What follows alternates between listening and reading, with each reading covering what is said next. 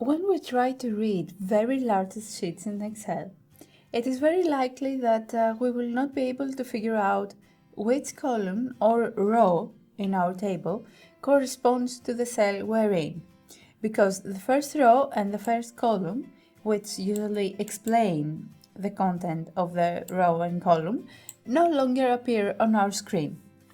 The worksheet displayed on our screen illustrates names of companies and their sales per month. For example, the cell F6 corresponds to May sales effectuated by the company named InfoQ.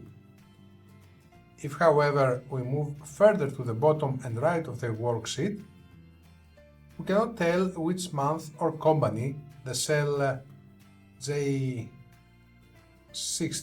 for example, corresponds to. It is simply because the row illustrating the names of the months and the column illustrating the name of the companies aren't displayed. Let's see how we can solve this problem.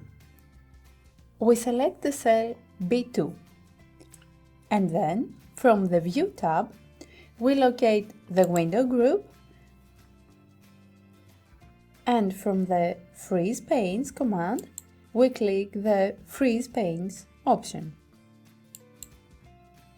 As a result, if we move to the bottom of the worksheet, the row illustrating the names of the months will still be displayed.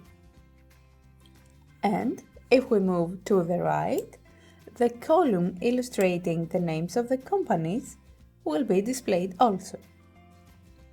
This way, we can see that the sales in cell J60 correspond to September and to Lenovo company. Let's go over it once more in detail. By selecting cell B2, let me get there, we froze everything displayed above it, the first row, and everything displayed on the left of it, column A. Right, so if we have selected cell A2, the only thing we would freeze would be the first row, right? Exactly, since there's nothing on its left side.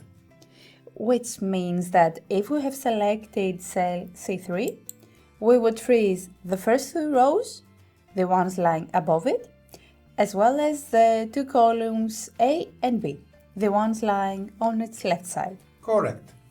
To unfreeze all panes, we go to the View tab, we click on Freeze Panes, and then Unfreeze Panes.